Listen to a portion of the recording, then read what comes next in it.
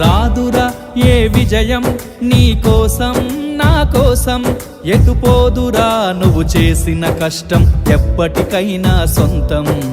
కాలంతో పయనించేవాడికి కానిది ఏముంది, సాధనతోనే సాధ్యమవునని సదాశయంతో సాగర ముందుకు. రాదురా ఏ విజయం నీ కోసం నా కోసం, ఎటుపోదురా నువ్వు చేసిన కష్టం ఎప్పటికైనా సొంతం.